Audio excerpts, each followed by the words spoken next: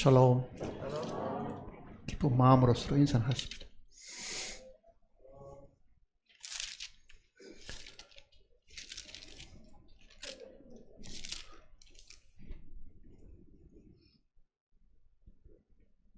로마서 6장을 보시겠습니다.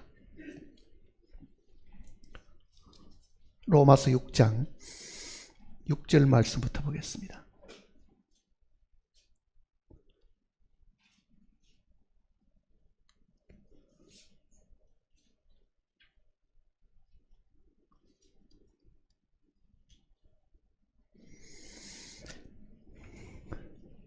우리가 알거니와 우리의 옛 사람이 예수와 함께 십자가에 못 박힌 것은 죄의 몸이 죽어 다시는 우리가 죄에게 종노릇 하지 아니하리 함이니, 이는 죽은 자가 죄에서 벗어나 의롭다 하심을 얻었습니다. 만일 우리가 그리스도와 함께 죽었으면 또한 그와 함께 살 줄을 믿노니, 이는 그리스도께서 죽은 자 가운데서 살아나셨음에 다시 죽지 아니하시고 사망이 다시 그를 주장하지 못할 줄을 알미로다. 그가 죽으심은 죄에 대하여 단번에 죽으시며 그가 살아계심은 하나님께 대하여 살아계심이니, 이와 같이 너희도 너희 자신을 죄에 대하여는 죽은 자요 그리스도 예수 안에서 하나님께 대하여는 살아있는 자로 여길지니라. 11절 말씀까지 함께 기도하겠습니다.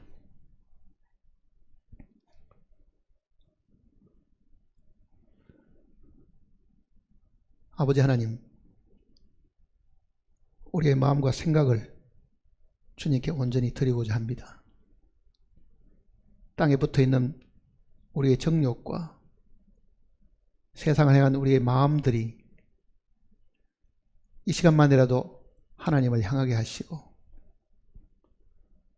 우리의 모든 마음으로 주님을 기쁘게 찬양하는 시간이 되게 인도하시옵소서. 주님께서 죽으시고 부활하심으로 우리에게 큰 소망을 주셨는데, 우리는 매일 삶에 있어서 주님께서 베풀어 주신 그 은혜를 잊어버리고 주님께 감사와 찬송을 드리지 못하고 오히려 불평과 불만 가운데서 살았음을 시인하지 않을 수 없습니다.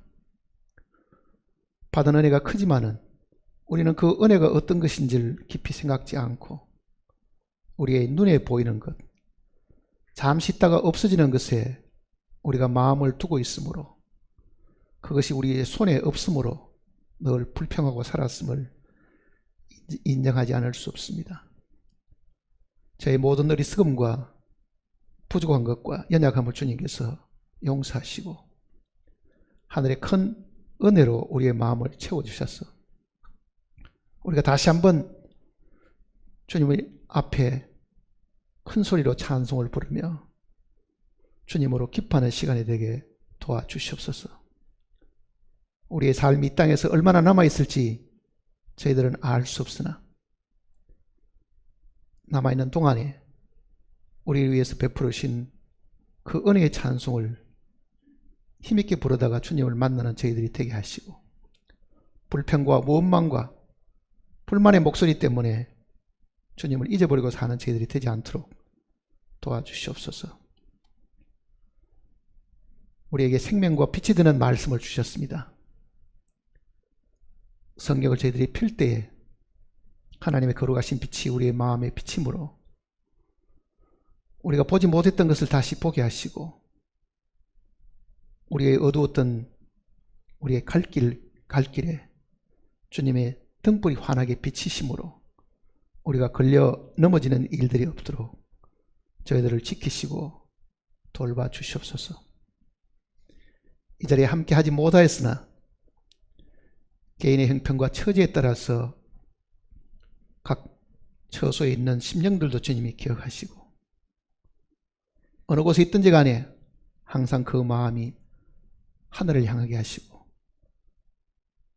주님의 성령이 그 마음을 주장하고 인도하심으로 항상 주님의 은혜 가운데 살아가는 우리 모두가 되도록 복을 허락해 주시옵소서. 머리 숙인 심령들 마음을 주님께서 활짝 열어주시옵소서.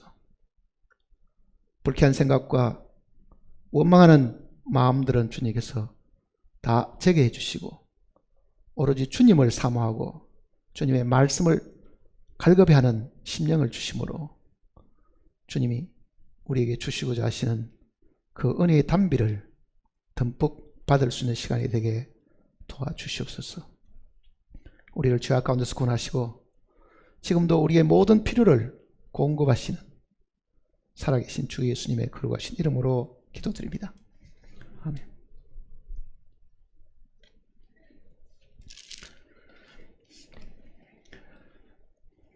구원받은 그리스도인들이 참으로 구원을 받고 기쁜 마음으로 사느냐 하는 것은 다른 문제입니다. 대부분 우리가 구원을 받았다고 말하는 것은 과거에 지었던 모든 죄들을 주님께서 용서하셨다는 그 사실을 마음에 간직하고 있습니다. 내가 죄 사함 받았다. 죄 사함 받기 때문에 내가 지금 죽는다 하더라도 지옥 가지 않고 영원한 형벌을 받지 않게 되었다. 그래서 우리가 지금 마음에 안심하고 있는 것은요, 장차 죽어서 심판을 받지 않는다는 그 기대는 우리가 하고 있습니다.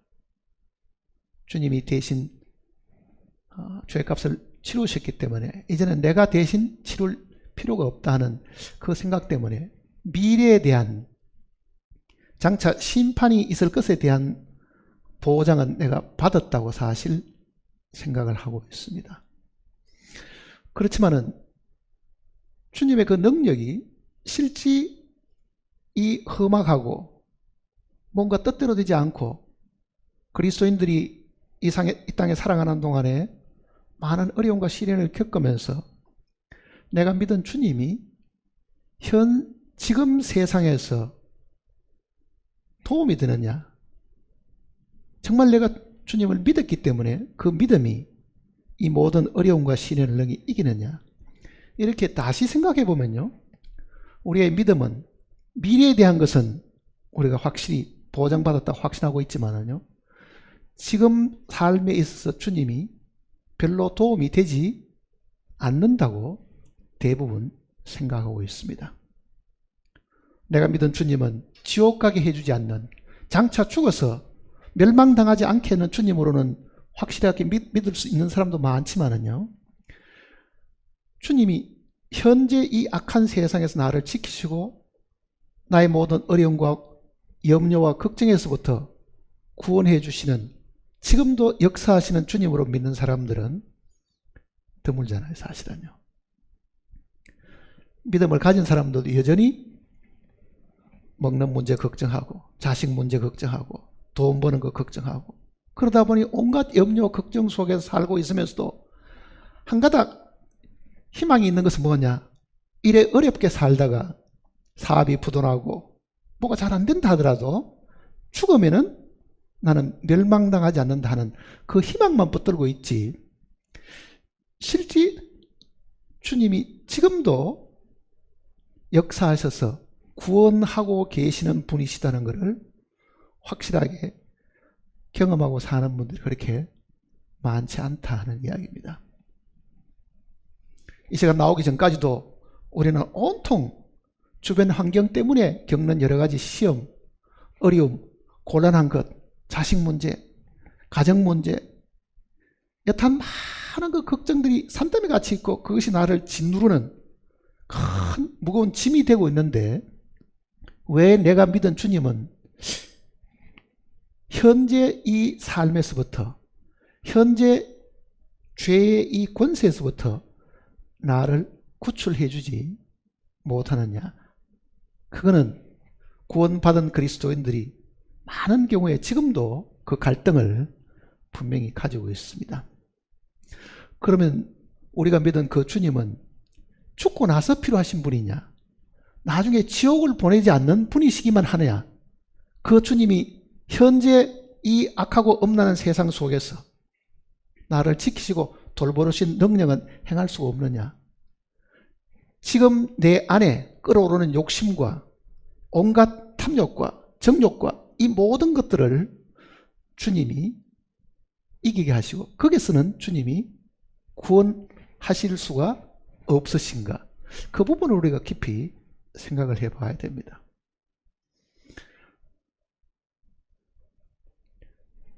멸망에서 구원받는다는 것은 100% 확신하고 있어도요, 아마 현재 이 생활에서 우리를 구원하시는 주님이시다는 것을 확신하는 분은 1%도 잘 안 될 수도 있습니다.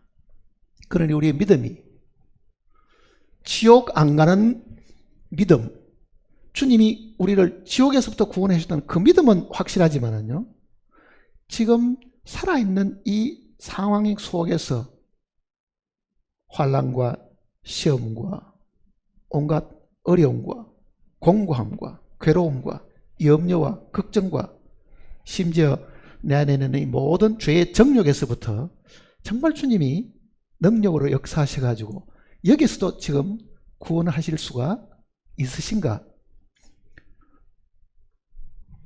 어떤 분이 나에게 솔직히 한번 이야기해보라 그러면은요, yes, 그렇습니다 하고 대답하실 분이 과연 우리 중에도 몇 명이 되겠는가 하는 걸 한번 생각을 해봐야 될 겁니다.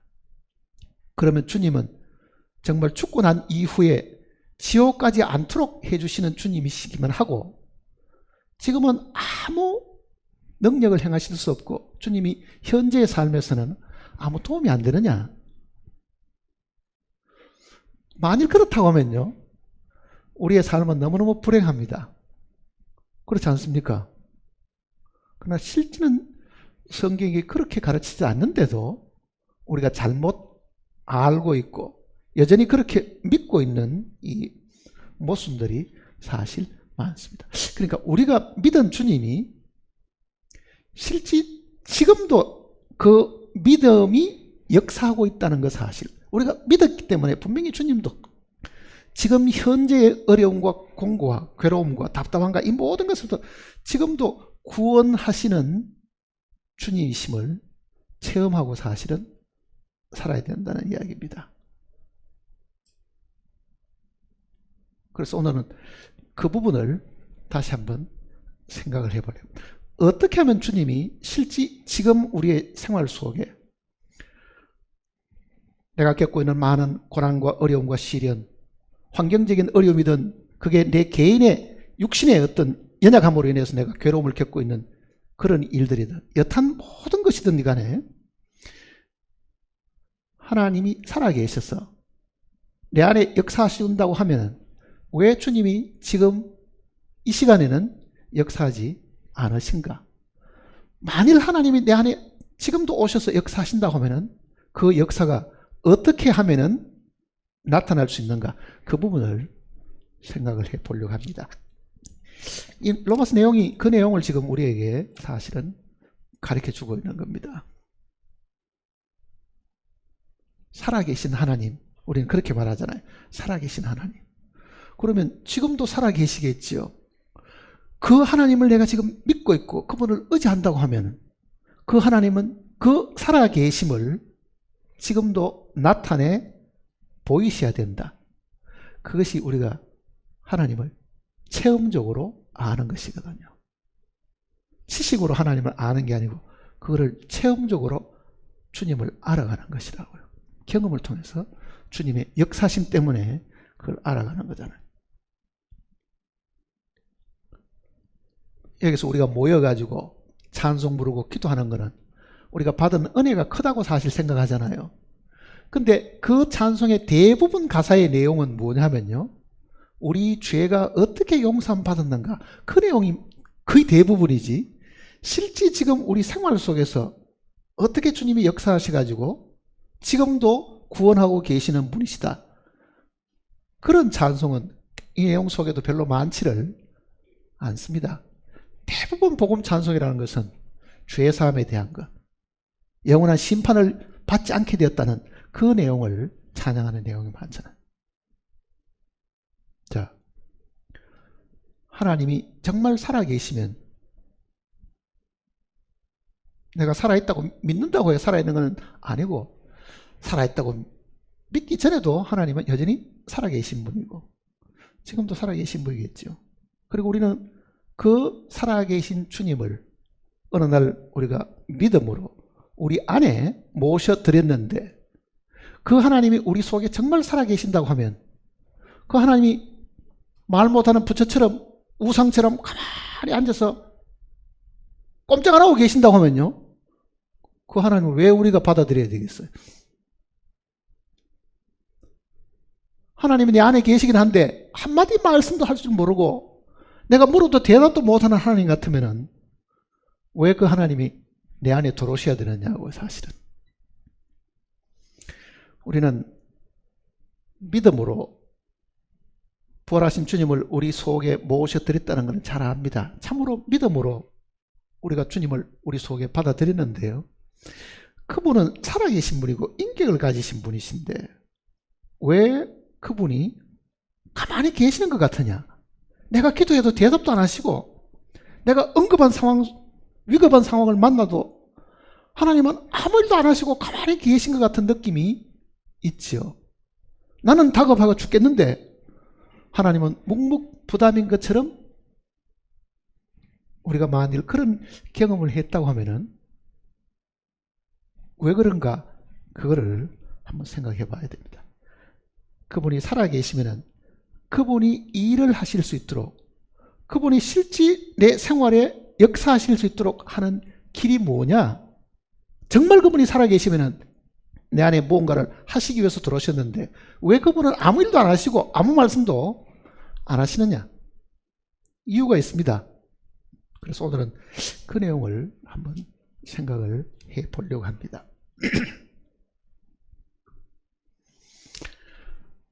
우리가 믿은 주님은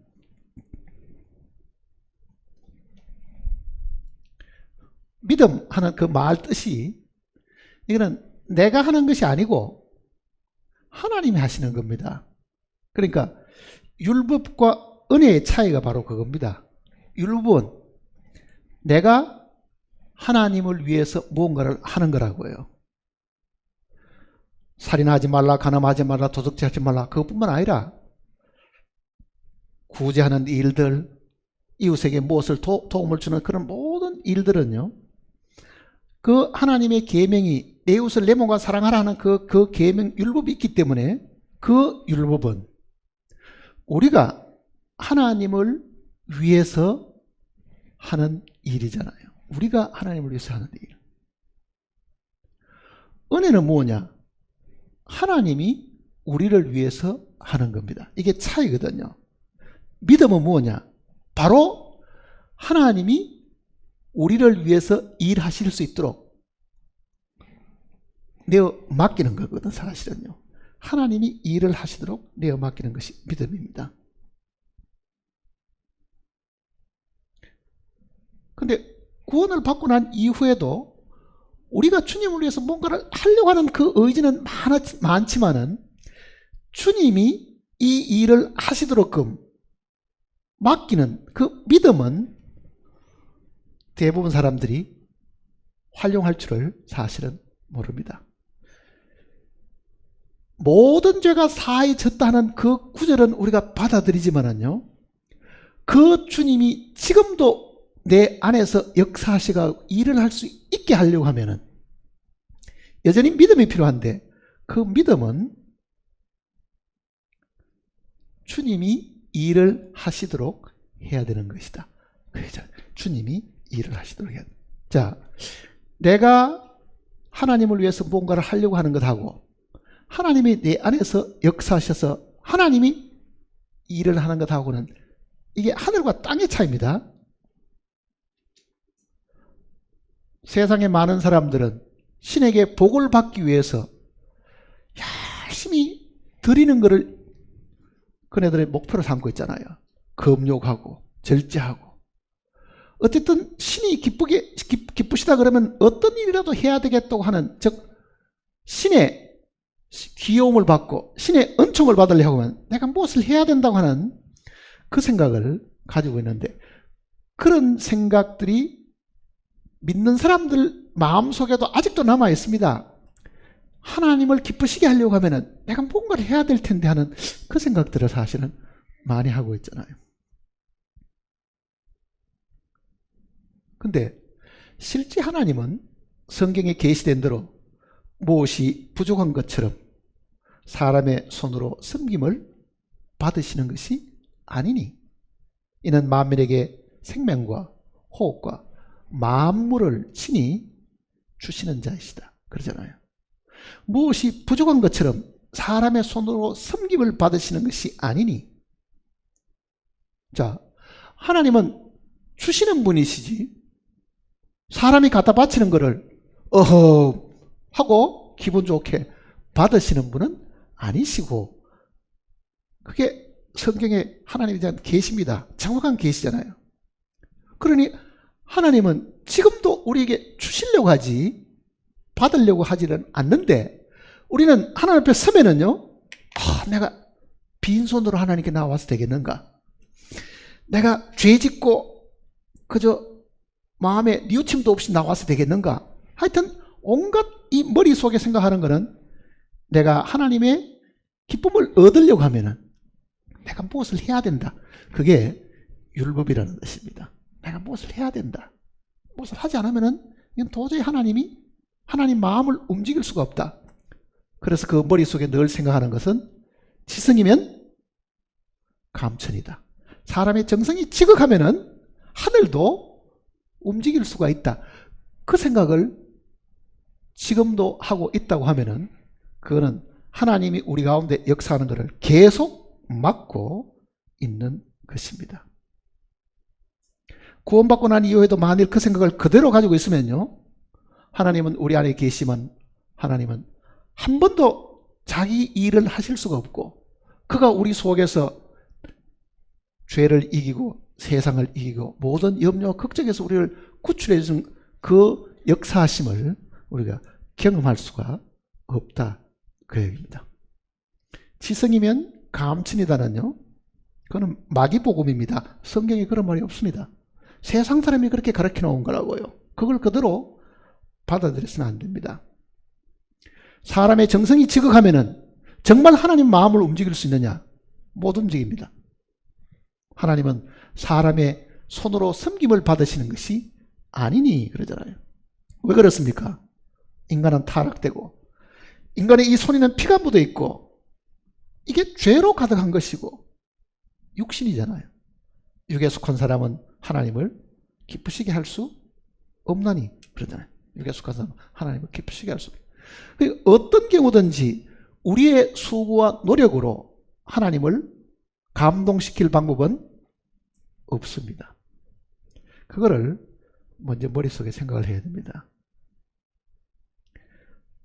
분명히 믿는 자 속에 부활하신 주님, 그 주님이 성령으로 우리 가운데 내주하고 계시지만은 그 성령은 분명히 나를 돕기 위해서 내 대신 일을 하시기 위해서 분명히 오셨다는 것은 우리가 그동안 누차 듣고 배웠습니다. 자, 주님의 두 가지 모습을 한번 보세요. 예수님의 두 가지 모습은요, 십자가에 달려 죽으신 주님, 나사렛 예수, 육신을 입으셨던 그 예수, 육을 입으신 분입니다. 육신을 입으셨던 이 예수 그리스도는 우리의 지은 모든 죄들을 해결하시기 위함입니다. 왜?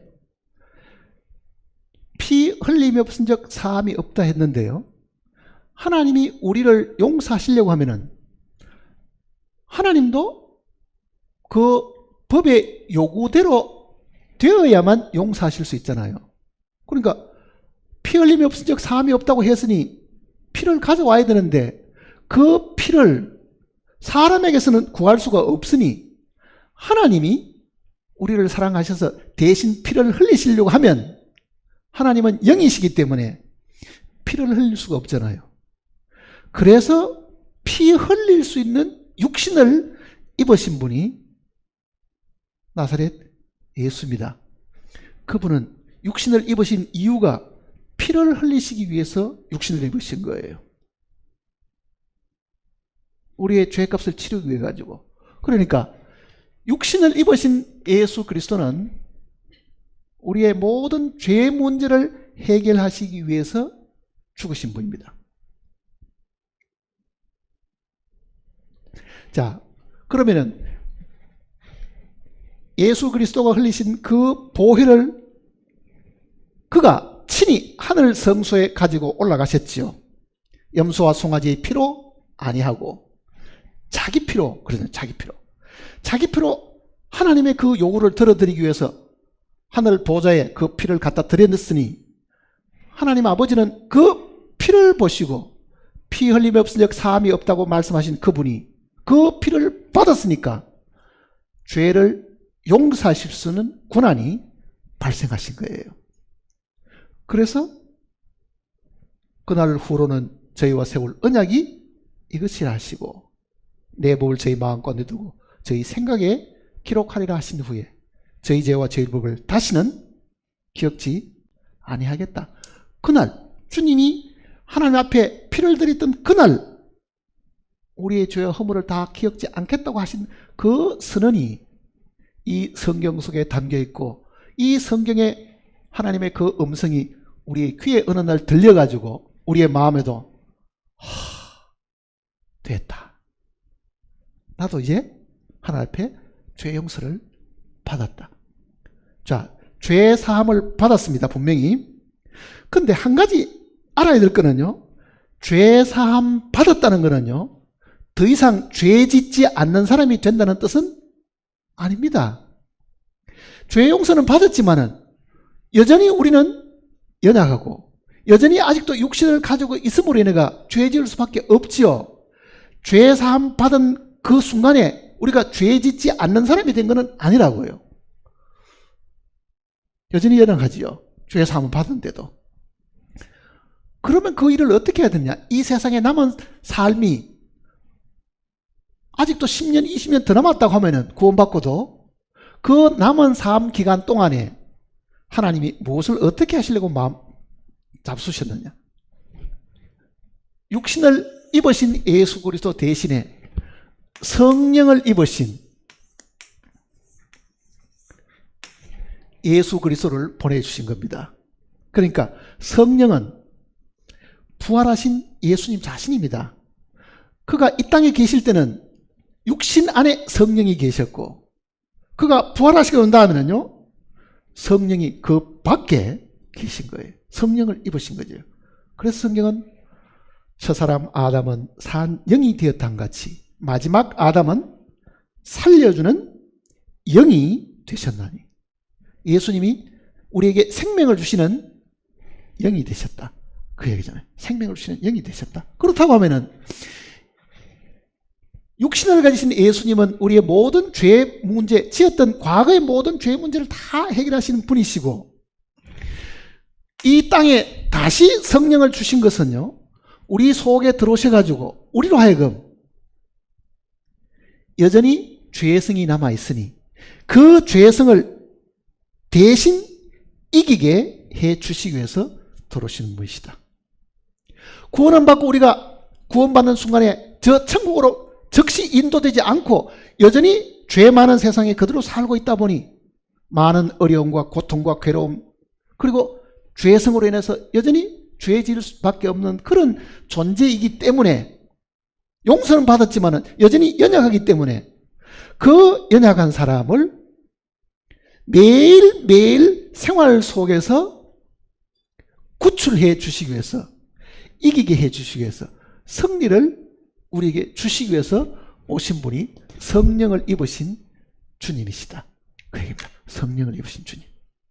그런데 불행히도 우리는 육신을 입고 이 땅에 와서 십자가에 달려주신 그 죽은 주님에 대해서는 굉장히 많이 감사하고 눈물 흘리는 일들이 많지만은요.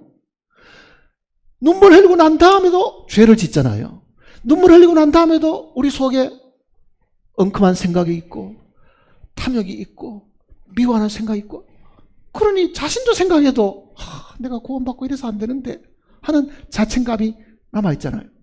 그러니 여전히 죄를 못 이기고 있다는 것을 우리 양심이 증거하고 있잖아요. 그러면은 왜 그러면 우리 속에 와 계시는 성령은 매일매일 매 순간마다 나로 하여금 승리를 안겨주시면 되는데 왜 그 일을 안 하시고 계시느냐?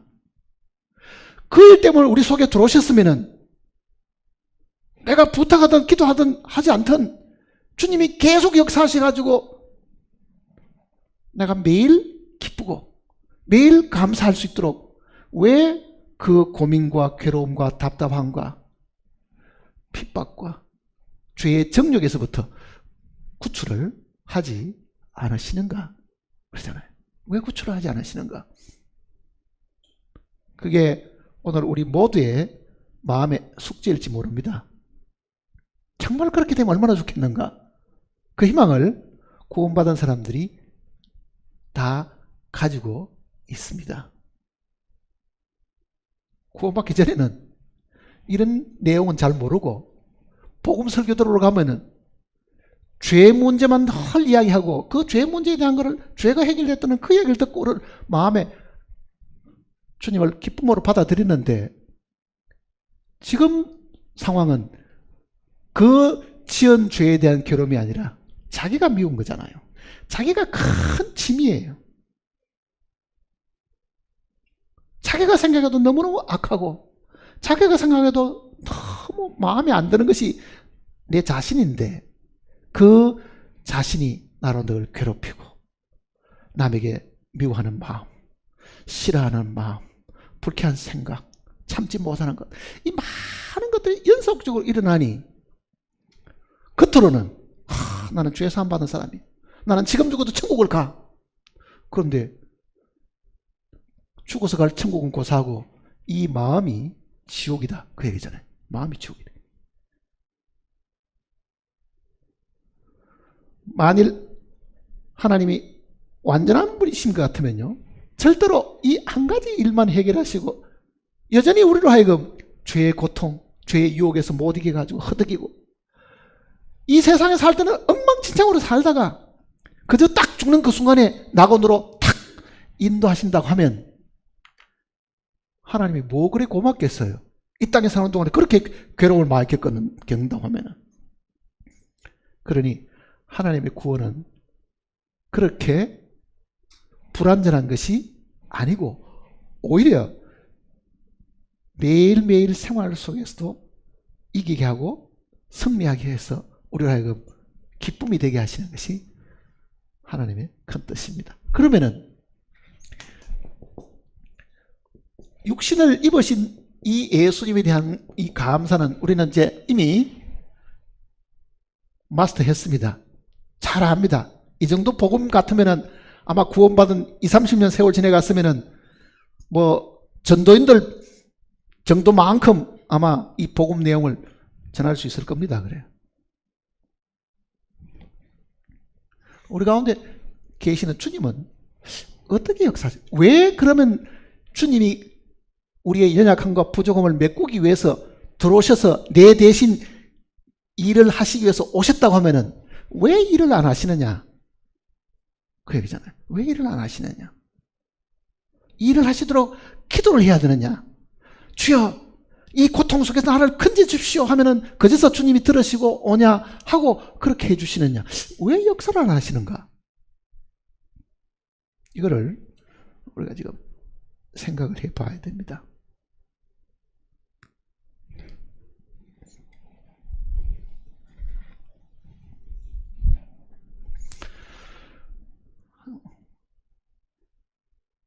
주님이 이 땅에 오셔가지고요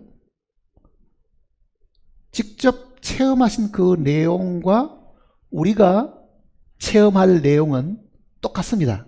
그러니까 주님이 체험하신 그 내용대로 가면은 우리도 거기에 자기를 적용시켜 보면은 우리의 이 기쁨도 주님이 해놓으신 그 사실과 똑같이 비례하게 사실은 되어 있습니다. 자, 예수님이 이 땅에 오신 것부터 따지면요, 보세요. 육신을 입고 이 땅에 오셨습니다. 그가 오신 것은 온 세계 사람에게 주님의 탄생, 크리스마스, 그날 영광 받으시려고 오신 것은 아니지요.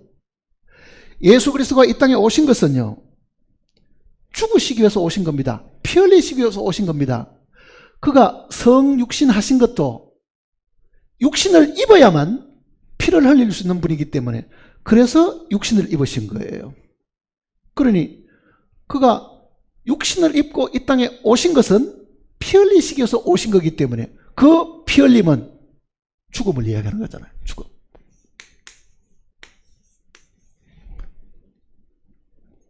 예수님의 죽음입니다. 지금 이야기하려고 하는 예수 그리스도가 육신을 입고 말씀이 육신이 되신 그분은 죽으러 오신 겁니다. 그래서 성경 어디에도 주님의 탄생을 기념하라는 구절이 없습니다. 오히려 그의 죽으심을 그가 오실 때까지 전하는 것이라. 죽으심을 전가하는 것이 복음의 기본 메시지잖아요. 죽음을 전가하는 거. 탄생을 전가하는 것이 아니잖아요. 왜? 성육신의 목적은 피 흘리시기 위함이고 죽기 위해서 오신 거거든요. 죽고 바로 살아나지 않았습니다. 어떻게 했습니까? 3일 동안 무덤에 계셨습니다. 장사돼가지고.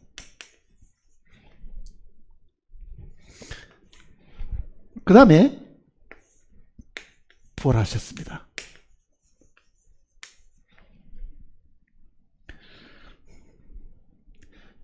자, 죽자 몇 시간 만에 부활한 것도 아니고요. 주님은 부활하시고 무덤에 3일 동안 계셨다 그랬습니다. 이 3이란 숫자가 이 부활의 숫자잖아요.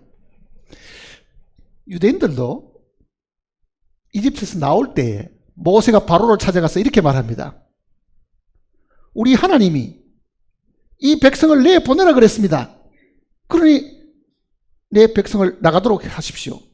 우리는 광야 3일 길 가서, 그러잖아요. 광야 3일 길 가서 우리 하나님께 제사를 드리려 하니, 광야 3일 길은 홍해를 건너고 3일이잖아요. 홍해는 죽음을 이야기한 거거든요. 죽음 이후에 3일에 그네들이 제사를 드린다는 말이 무슨 말이겠어요?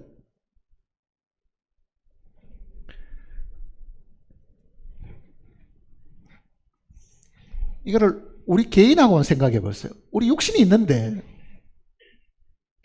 육신을 가진 사람이 육신으로 있을 때에 하나님을 섬길 수가 없습니다. 우리는 부활의 3일을 거쳐야 되는데 3일을 거치면 우리도 부활하게 되죠. 부활하는 것은 육신이 다시 살아난 것이 아닙니다. 뭐가 살아난 겁니까? 우리의 새로운 생명이 주어지는, 부활의 생명이 주어지는 거거든요. 그러니까 광야 3일이라는 것은 바로와 그의 군대들은 홍해바다에 다 죽어버리고 홍해바다를 건넜던 그 유대인들은요, 홍해바다를 건너기 전과 홍해바다를 건넌 이후가 다르다는 걸 이야기하는 거죠. 그게 뭐겠어요? 부활한 거죠, 사실은요. 부활한 거. 그러니까 이 땅에 사는 사람들은 어떤 경우든지 부활의 이 3일을 거치지 않으면, 즉 새로운 영이 그 속에 주어지지 않으면, 새 생명이 주어지지 않으면 죽은 상황 속에서는 절대로 하나님을 섬길 수가 없다. 그러니까 유대인들도 광야 3일을 가야 되는 그 이유가, 이제는 그 3일 이후에 다시 태어나는 새 생명으로, 부활의 생명으로 하나님께 제사를 드린다. 그런 뜻입니다, 그게.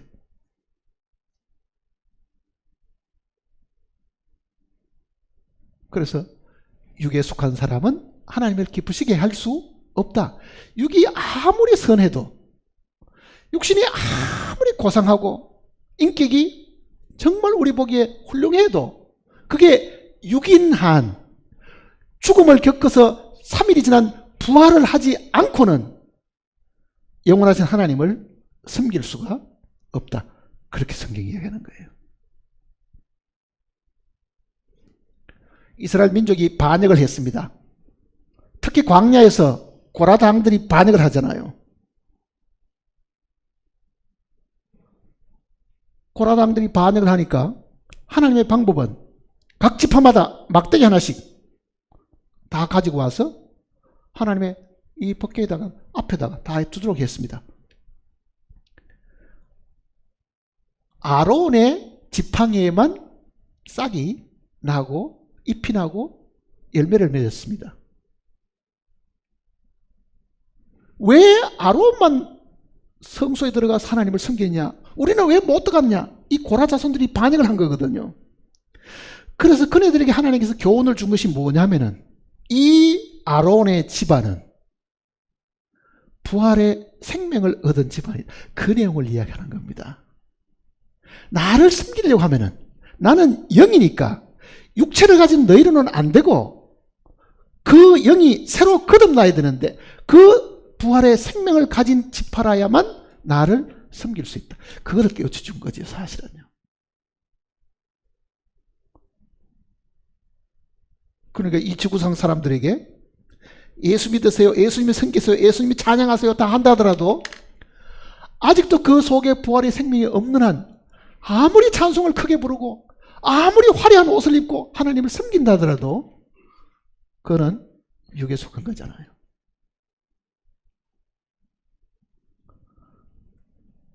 성당이나 예배당에 뭐 화려하게 성가대가 열심히 뭐 찬송 부르고 오케스트라까지 다 갖다 놓고 한다 하더라도요, 그게 육뿐이면은 우리 귀에 아름답게 드릴지 모르죠. 하나님 앞에는 다 쓰레기 같은 것입니다.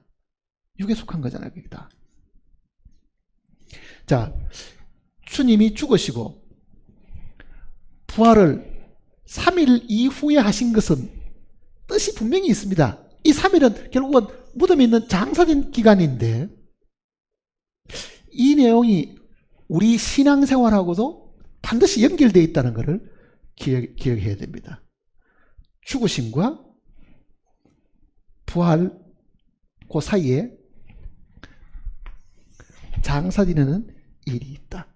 골로새서를 보세요.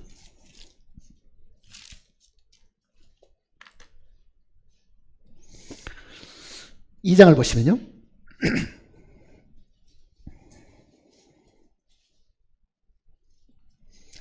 골로새서 2장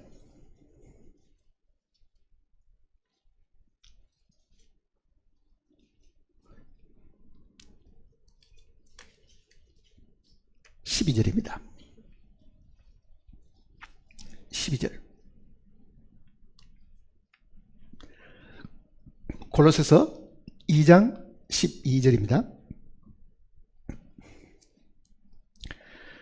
너희가 세례로, 침례로, 그 말입니다. 침례로 그리스도와 함께 장사되고 또 죽은 자들 가운데서 그를 일으키신 하나님의 역사를 믿음으로 말미암아 그 안에서 함께 일으키심을 받는다. 자, 침례로 장사가 되었다. 그러죠? 그러니까 이 장사는 지금 우리가 받는 뭐하고 같다는 이야기입니까?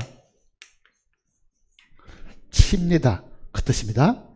자, 주님의 죽으심이 있었습니다. 십자가에. 죽고 1시간 만에 부활한 것도 아니고 3일 동안 장사되셨는데 이 장사를 침례라고 표현을 했습니다. 침례. 장사가 침례다. 침례 받으신 분 손 들어보세요. 내리세요. 왜 받았어요? 왜 침례 받았어요? 구원받은 사람 다 침례 받으라 그러니 뭐 교회에서 시킨 대로 했지요. 그렇습니까?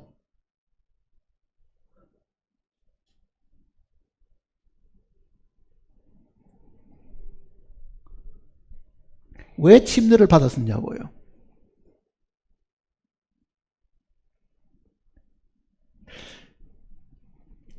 침례받는 이유는요, 종교적인 의식이기 때문에 받아서는 절대로 안 됩니다. 의미를 모르고 받아봐야 별 의미가 없잖아요, 사실은요. 침례를 받는 거는 장사를 의미하는 거라고 하면, 장사를 시켜달라고, 어떤 사람이 나를 매장해달라고 부탁한다고 하면은, 그 매장을 하려고 하면 전제 조건이 뭡니까? 죽었다는 거잖아요. 안 죽은 사람을 갖다 묻었다가는요, 살인죄로 처벌받습니다. 숨을 안 쉬고 완전히 목숨이 끊어졌다는 것이 확인될 때까지는 매장할 수가 없습니다.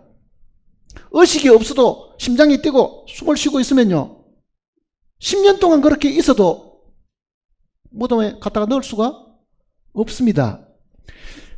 내가 사람들에게 나에게 침례를 주십시오, 즉 장사를 해 주십시오 하는 그 말의 뜻은 뭐겠어요? 나는 죽었습니다, 그거잖아요. 나는 죽었습니다. 그러니까 죽음 다음에 오는 거는 장사고, 그 장사를 성경에는 침례로 표현을 했는데, 오늘 이 자리에 있는 우리 구원받은 우리 모두가요, 죽었음을 나도 동의를 한 겁니다. 그렇죠? 그 언제 죽었습니까? 언제 죽었어요? 언제 죽었는데 나보고 묻어달라고 이야기했느냐고요. 로마서 6장을 다시 보시면,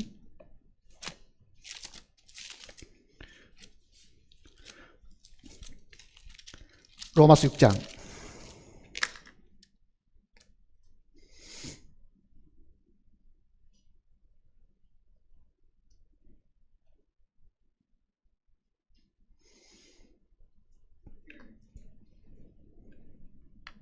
6절입니다.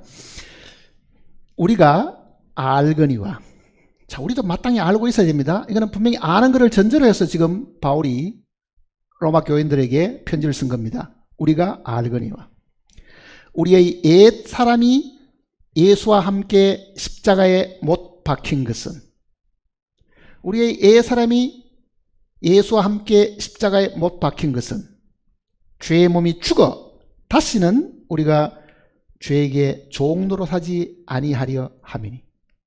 자, 우리의 옛 사람이 예수와 함께 십자가에 못 박힌 것은, 자, 주님의 죽으심이 있습니다. 이 주님의 죽으심은 예수님의 단독적인 죽음이 아니고 그 이야기입니다. 하나님이 예수님을 이 땅에 보내셔서 죽게 하신 그 죽음은, 그 죽음 속에 온 인류를 그 속에 함께 다 그 속에 포함을 시켜가지고 함께 죽는 죽음이었음을 성경이 우리에게 이야기를 하고 있는 겁니다. 그러니까 우리 눈에는 그게 보이지 않았지만은요, 하나님은 온 인류를 그 속에 넣어서 함께 죽게 한 겁니다. 그거를 바울은 누누이 이야기하면서 우리의 옛 사람이 예수와 함께 십자가에 못 박힌 것은, 자, 우리는 이 사실을 몰랐습니다. 복음을 전해 듣고, 아, 주님의 죽으심이 단독적인 죽음이 아니고 단체적인 죽음이었구나. 그 안에서 하나님이 우리를 함께 죽게 했구나. 그럼 어떤 분은 이렇게 말합니다. 왜 죽은 사람이 아직도 숨쉬고 아직도 펄펄 뛰어다니고 그렇게 하느냐. 우리는 개인적으로 죽은 것이 아닙니다. 개인적으로는 분명히 살아 있습니다. 그러나 하나님의 눈에는요, 우리 개인이 주님 안에 들어 있으므로 하나님이 보실 때는 그 안에서 다 죽은 사람으로 보시는 거예요. 한 사람이 모든 사람을 대신하여 죽었은즉 모든 사람이 죽을 것이다가 아니고 죽은 것이다 그러잖아요. 모든 사람이 죽은 것이다. 제가 일전에도 예를 들었습니다. 일본이 미국을 겨냥해 전쟁을 일으켰다가요, 패망을 합니다. 그 패망의 직접적인 원인은 히로시마에 원자폭탄이 투하돼 가지고 온 도시가 다 사라져 버린 거잖아요. 그러니 결국은 항복을 하는데 그 항복 문서를 외무대신을 보내가지고 메가더 장군 앞에 항복 사인을 했습니다. 미주리호라는 미 항모에 가가지고. 자, 항복은 천황 이름으로 한 사람이 하는 거지요. 그 항복 속에는 누가 들어있어요? 일본 국민 전체가 그 속에 다 들어있는 겁니다.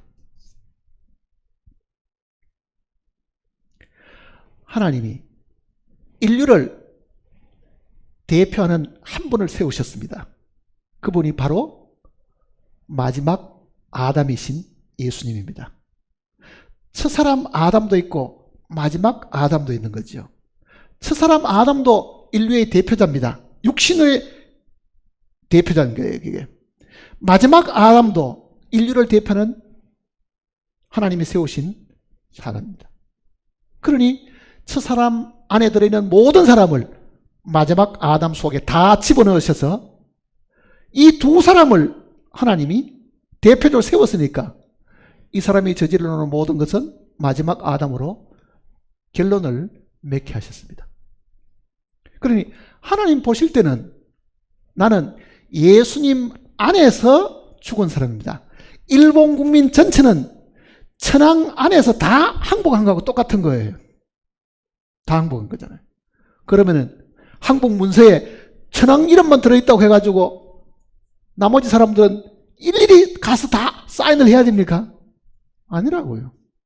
국가 대 국가의 문제는 대표되는 인물 두 사람이 해결하고 마는 거잖아요. 자, 그 내용을 듣고 우리는 주님 안에서 우리도 함께 죽었다. 그 전해지는 이 메시지를 듣고 우리는 마음에 아멘 하고 받아들였습니다. 죽었음을 시인했기 때문에 사람들 하여금 나에게 장사를 지내 주십시오 했던 것이 우리가 받은 침례라고요. 그러니까 잘 모르겠으면 이렇게 생각하게 됩니다. 내가 침례를 받았는가? 받았다. 왜 받았어요? 죽었음을 나도 동의한 거잖아요. 하나님이 한 사람이 모든 사람을 대신하여 죽었은 즉 모든 사람이 죽은 것이다 하는 그 선언에 나도 아멘 했기 때문에 침례를 받은 거라고요. 자, 죽었습니다. 그게 3일의 장사라고 사실은 3일의 장사. 자, 여기까지는 우리도 기억을 더듬어서라도 나도 침례도 받은 사람이야.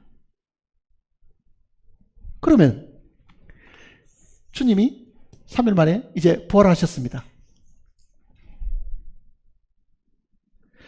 자, 부활하실 때는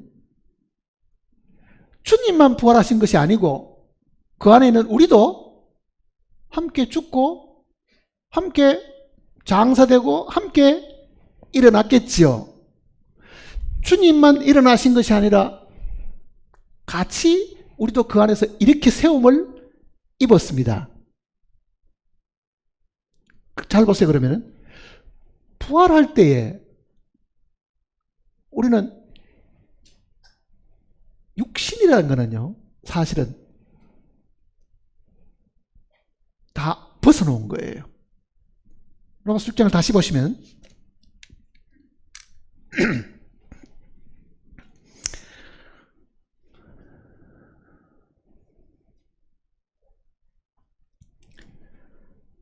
(3절입니다) 6장 3절.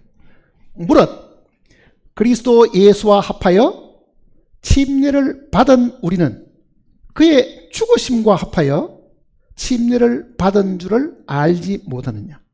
그러므로 우리가 그의 죽으심과 합하여 침례를 받음으로 그와 함께 장사되었나니 이는 아버지의 영광으로 말미암아 그리스도를 죽은 자 가운데서 살리심과 같이 우리로 또한 새 생명 가운데서 행하게 하려 함이라. 자, 부활을 이후에는 우리의 생명이 옛사람의 생명이 아니라 주님 안에서 새 생명이다. 그 이야기를 하죠. 새 생명이다. 부활 이후에 사는 건 새 생명입니다. 자, 그러면 개인적으로 한번 보세요. 개인적으로는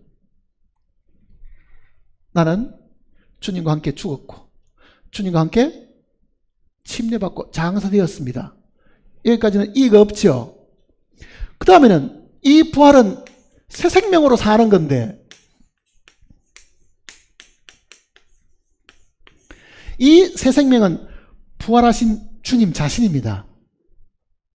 우리에게 그리스도의 영을 주신 것은 그 그리스도의 영이 우리 속에서 대신 사시기 위해서 오신 분이잖아요. 대신 사시기 위해서. 나사렛 예수는 대신 죽으신 분이고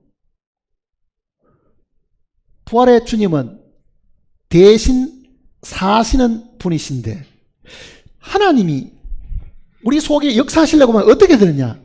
이걸 이제 경험을 해야 됩니다. 왜 내가 믿은 주님이 내 속에서 역사하지 않느냐 하는 거는요, 주님이 우리와 겹쳐서 하는 일이 사실은 없습니다. 보세요. 내가 여기까지 왔는데 여기까지는 내가 지금 확신을 합니다. 죽고 장사되었다. 그러면 나도 오늘부터 새 생명을 따라 살려고 하는데 이 새 생명이 내 속에 역사하려고 하면은 내가 여기까지 멈추어야 되지.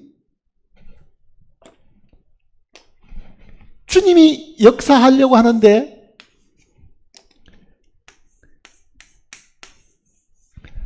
겹치는 부분이 있으면은 절대로 안 하신다는 이야기입니다. 이해갑니까? 나도 하고 주님도 하고 그렇게는 한다는 거예요. 내가 멈추고 죽은 그 때부터 주님이 역사하시지, 나는 죽었다고 말을 해놓고 내가 여전히 활동하고 여전히 노력하고 여전히 수고하고 있으면요, 주님의 역사가 나타나지 않습니다. 내가 완전히 멈추면 주님이 일을 하시고 1%라도 움직이면 주님은 일하지 않습니다. 그래서 우리는 역사를 경험을 못하는 거예요. 잘. 왜? 옆에서 주님 좀 도와드리고 싶은 생각이 있는 거지요. 주님이 내 속에 역사하더라도 내가 가만히 있어가 되겠는가? 뭐 좀 아스다 드리고 필요한 거는 좀 도와드려야 주님이 더 잘 하시지 않겠는가? 이렇게 생각한 거지요. 사실은요. 100% 하나님이 하시든지 하나도 안 하신디 하나님은 둘 중에 하나입니다. 왜 그런가를 보세요. 나하고 주님하고 겹치는 일이 생기면은 내가 1%만 도왔다고 생각해 보세요. 1%만. 주님이 99% 하시고. 그러면 영광은 1%는 나에게 돌아와야 되겠죠. 주님은 그렇게 안 하신 거죠. 100% 주님이 영광을 얻으시려고 하면은 우리는 반드시 멈춰야 됩니다. 대부분 경우는요, 이렇게 주님과 더불어 함께 하려고 하다 보니 안 돼요. 성령이 우리를 통해서 역사하시는 일이 있어도 성령은 우리의 도움이 필요하지를 않습니다. 그걸 알아야 돼요.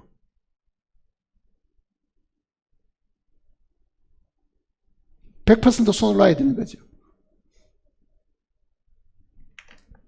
찬송도 그런 찬송이 있었어요. 옛날에는 전부 여지 없어서 손 들고 옵니다.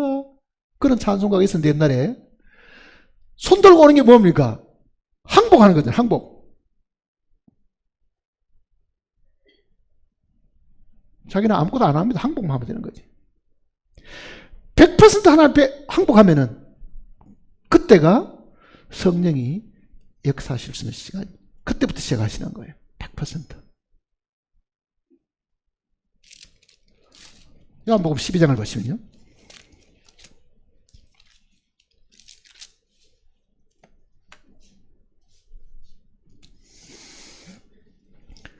요한복음 12장 24절입니다.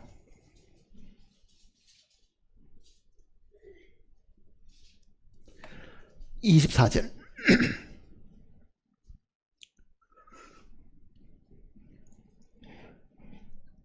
내가 진실로 너희에게 이르노니 한 알의 밀이 땅에 떨어져 죽지 아니하면 한 알 그대로 있고 죽으면 많은 열매를 맺느니라. 자, 열매 맺는 방법은 뭡니까? 죽는 겁니다. 노력하는 게 아니라고요. 이거 사실은요. 100% 죽어 있으면 되는데 우리 가운데 역사하시는 주님이 살아계시기 때문에 정말 성령의 열매를 우리가 맺으려고 하면요, 나는 죽은 사람으로 있어야 되지 죽은 척 해서도 안 되지요. 우리는 죽은 척 이렇게 하고 있습니다. 내가 그리스도와 함께 죽었으니 눈 딱 감고 가만히 눈 감고 있어도 안 죽었습니다. 그거는요. 그러니까 100% 죽어야 되는데 그 죽음은 이미 주님 안에서 죽은 거는 하나님이 아시고 인정하신 거잖아요. 그렇기 때문에 내가 침례까지 받았으니 주여 나는 죽고 장사 지낸 바 된 사람입니다. 그러니 나는 아무것도 할 수가 없습니다. 아무것도 하려고 하지도 않겠습니다. 죽은 척하라는 게 아니고 죽은 자리에 있으면. 신앙생활이 뭐냐고 많이들 물어보잖아요. 신앙생활이 뭐냐고.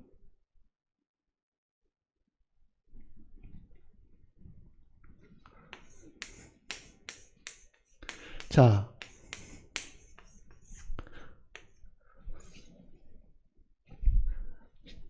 사람이 말씀을 붙들고 사람이 하늘을 우러러 보는 겁니다. 우러러 볼 앙자잖아요. 저게 자기는 아무것도 안 하는 겁니다.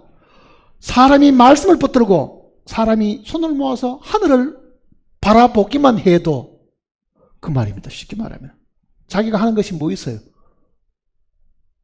오로지 기다리는 것밖에 없죠. 하나님이 하시도록.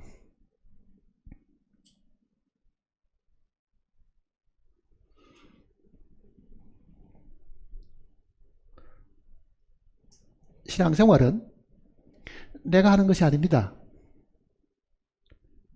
주님이 나를 통해서 하셔야 되는데 주님이 나를 통해서 하시려고 하면은 내가 나에 대한 희망이 사라져야 됩니다. 어떤 희망이 사라져야 돼요?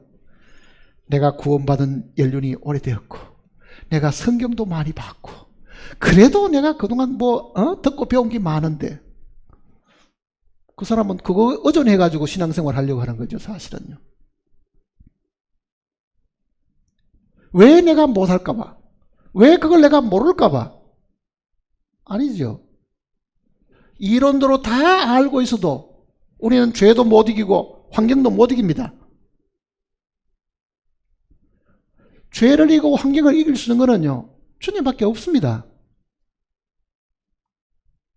이 세상의 악한 영들을 이길 분은 주님밖에 없으시다고 사실은요. 그런데 우리는 자기의 경륜을 자랑하고 지식을 자랑하고 경험을 자랑하고 될 것 같은 생각을 하고 있잖아요. 될 것 같은 생각을. 그러니 매일매일 요 장사 지는 요 지점에서부터 출발하면 되는데 이 겹치는 부분이 안 생겨야 됩니다. 주님과 내가 동시에 일할 수 있는 일은 없습니다.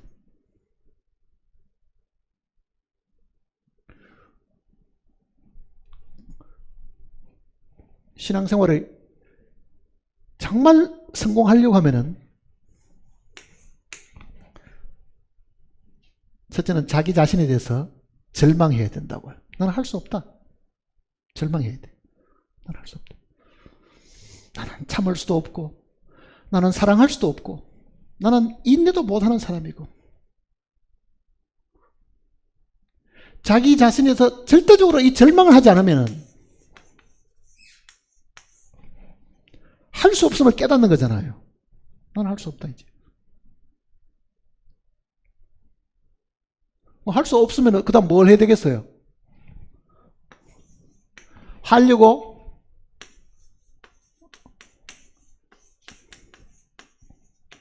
시도도 하지 말아야 됩니다. 근데 절망을 하면서도 혹시나 하는 생각을 하고 있는 거죠. 혹시나. 어제는 못했지만은 오늘은 할 수 있을지도 몰라. 어제보다 오늘은 내가 성경을 더 많이 읽었고 뭔가 깨달은 것 같으니까 내가 할 수 있을지 몰라. 그 생각을 한다고요.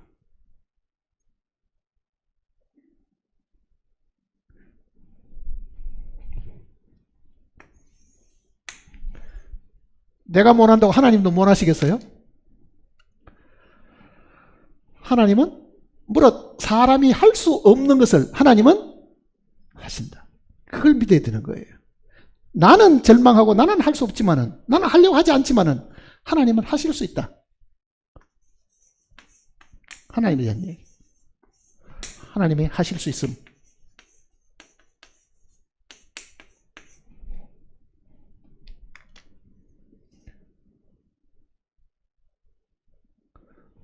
그 하나님이 하실 수 있으니까 하나님께 뭘 해야 되겠어요?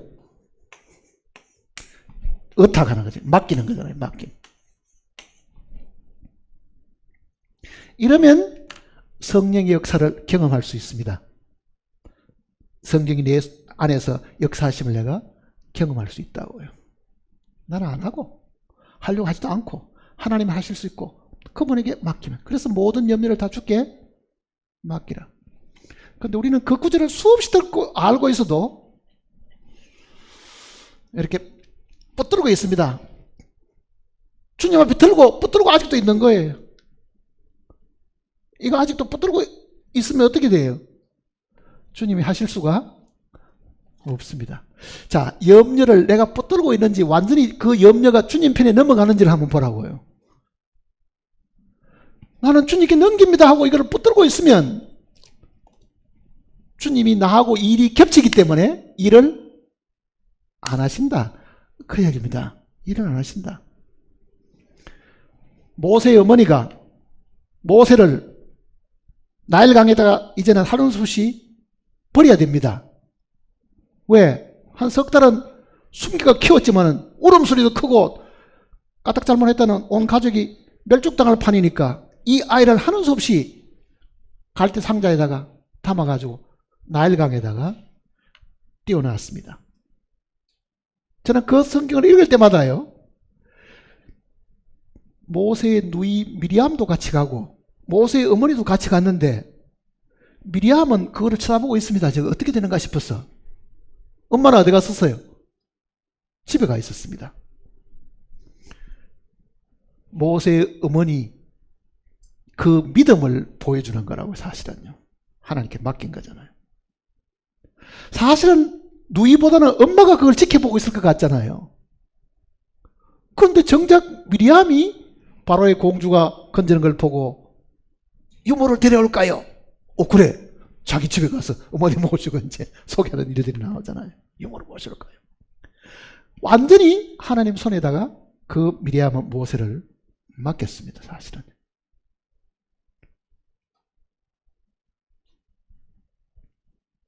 그러니 미리암보다 그 어머니의 믿음이 훨씬 더 큰 믿음을 가지고 있었음을 알 수 있습니다. 그러니까 우리가 지금 하나님께 맡긴다고 하는 것은 장래 지옥 안 갈 거를 지켜주는 것만 맡기는 게 아니고 매일매일 일상생활 속에서 일어나는 모든 염려와 걱정과 이 세상에 닥치는 환난과 어려움, 이런 부분들입니다. 그리고 내 자신도 거기다가 맡겨야 됩니다. 분명히 성경은 다 맡기라 그러잖아요. 모든 염려를 다 맡기라 그런다고요. 다. 하나도 빠짐없이.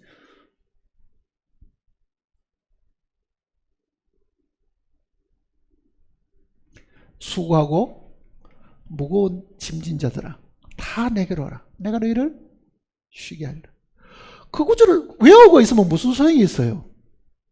그 구절이 내 속에 살아 역사하려고 하면은 내가 가지고 있던 이 수고, 내가 가지고 있던 이 무거운 짐, 그게 자식이든 사업이든 어떤 것인지 그 짐들도 주님께 맡겨놓고 나는 편안하게 기쁘고 즐겁게 살 수 있도록 주셨다는 것을 기억하셔야 됩니다. 하나님이 역사하시려고 하면은 중복되는 일이 없어야 됩니다. 합장하는 일이 없어야 하나님이 역사하신다는 걸 항상 기억을 하셔야 됩니다. 승리는 내가 잘해서 승리하는 게 아니고 온전히 맡기면 주님이 우리를 통해서 승리하시는 거라고요. 주님이 우리를 이기시는 거고 우리의 성격도 이기시는 거고. 로마서 6장을 다시 보시면요.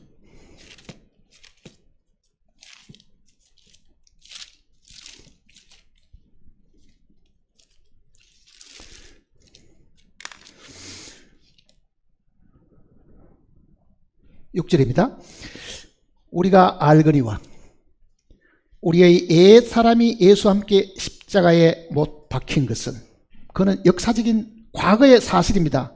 이미 우리는 우리의 이 옛 사람, 타락된 이 본능들은 다 죽고 죄의 몸이 죽어 다시는 우리가 죄에게 종노릇하지 아니하리 함이니. 7절 같이 읽어볼까요? 이는 죽은 자가 죄에서 벗어나 어렵다 하십니다. 자, 여기서 말하는 죄는 죄의 권세를 두고 하는 이야기입니다. 우리 속에 죄 짓게 만드는 이 강력한 힘을 두고 하는 이야기예요. 자, 죽은 자가 하는 말은 뭐겠습니까? 우리가 그리스도 안에서 확실하게 죽었음을 알면은, 시인을 하게 되면은 그 죄가 이용할 몸이 없으니까 죄의 권세가 아무 소용이 없다, 그 내용입니다. 죽은 자가 죄에서 벗어났다는 말은 내가 주님과 함께 죽은 그 자리에 머물고 있는 한 죄는 우리에게 유혹할 것도 없고 죄 짓도록 할 힘도 없다, 그 얘기잖아요. 죽은 자는 죄에서 이미 벗어났습니다. 그래서 죄의 종로로 자지 않고 승리할 수 있다. 그게 매일 생활 속에서 구원받는 거잖아요. 죄의 권세에서부터 구원받는 거라고요. 죄의 권세에서부터 구원받는 거. 주님의 보혈은 이미 과거에 지은 죄들을 사함받는 것이고, 우리 속에 역사하시는 이 성령의 역사는 지금도 우리로 하여금 죄 짓게 하는 이 죄의 능력, 죄의 이 강력한 그 힘에서부터 우리를 구출해 주신다, 구원해 주신다, 그 내용입니다. 어떻게 하면은 내가 장사일인 사람임을 확실하게 붙들고 그 자리에 있으면 그렇게 됩니다. 9절 보시면요. 이는 그리스도께서 죽은 자 가운데서 살아나셨음에 다시 죽지 아니하시고 사망이 다시 그를 주장하지 못할 줄을 압니다. 그가 죽으심은 죄에 대하여 단번에 죽으시며 그가 살아 계심은 하나님께 대하여 살아 계심이니, 이와 같이 너희도 너희 자신을 죄에 대하여는 죽은 자요 그리스도 예수 안에서 하나님께 대하여는 살아있는 자로 뭐 하라고요? 자, 이것이 이제 우리 신앙생활에 꼭 필요한 겁니다. 자, 예수님의 죽으심은 죄에 대해 죽으심이죠. 우리도 그 안에 있었으면 우리도 죄에 대해서는 죽었으니 그 죄의 권세가 우리에게 영향을 행사하려고 해도 행사할 수가 없다. 이게 역사적인 사실이니까 이 사실을 어떻게 하라고요? 여기라 그러잖아요. 여기라. 이 여기는 일은 오늘 지금 우리가 믿음으로 여기는 거잖아요. 사실은 이것이 주님 안에 거하는 겁니다. 주님 안에 거하는 것은 여기고 살아가는 삶을 두고 하는 거예요. 주여, 나는 이미 옛 사람이 주님과 함께 십자가에 못 박혀 죽었습니다. 이거를 매일 생활 속에서 여기면 죽음의 자리에 머물게 되면은 반드시 이 생명이 그 순간에 우리를 통해서 역사하게 됩니다. 성령이 내주하시지만은 생활 속에 나타나지 않는 것은 내가 이 사실을 붙들고 있지 않고 여기지 않고 그 죽음의 자리에 머물지 않기 때문에 나도 뭔가를 거들어서 하고 염려라도 하고 걱정이라도 하면 주님이 나를 더 애처롭게 보시고 더 불쌍히 여기셔가지고 도와주지 않겠나 하는 그 생각 때문에 성령의 역사를 사실은 가로막고 있는 것이다. 그 얘기죠. 가로막고 있는 것이다.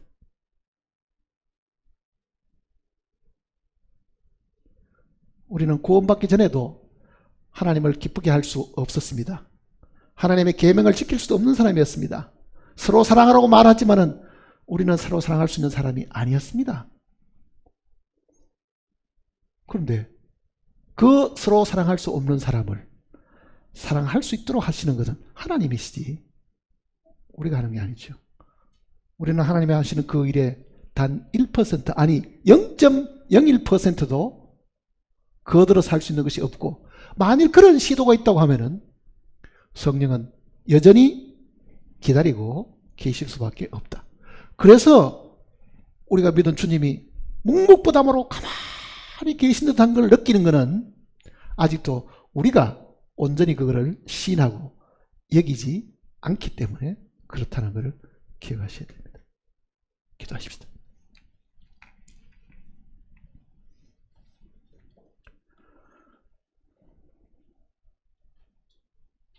아버지 하나님, 우리가 받은 은혜는 너무나도 큽니다. 주 예수님께서 이 땅에 오셔서 대신 죽으신 일로 인해서 우리의 모든 죄들이 용서함을 받았습니다만 우리는 죄의 권세에서부터 아직도 해방을 누리지 못하고 살고 있음을 시인하지 않을 수 없습니다. 이는 주님이 우리 속에 역사하지 않음으로 인한 것이 아니라 우리가 주님이 역사하시도록 내어 맡기지 않고 죽음의 자리에 머물지 않기 때문에 그렇음을 성경이 보여주셨습니다. 우리를 주님 안에 넣어주셨으니 이제는 그 안에서 거하게 하시옵소서. 이루어진 그 사실을 우리가 여기고 주님을 믿는 그 믿음으로 주님이 역사하실 수 있도록 맡기는 저희들이 되게 도와주시옵소서. 매일매일 속에서 주님이 살아계심을 저희들 하여금 체험하게 하시옵소서. 주님을 알아가는 지식이 성경의 지식뿐만 아니라 체험으로 주님을 더욱더 알아가는 지혜로운 저희들이 되게 도와주시옵소서. 우리를 죄악 가운데서 구원하셨고 지금도 하늘 성소에서 우리의 연약함을 대신 강구하시고 또 우리 속에 살아계심으로 우리로 하여금 승리를 보장하신 주 예수님의 거룩하신 이름으로 간절히 기도드립니다.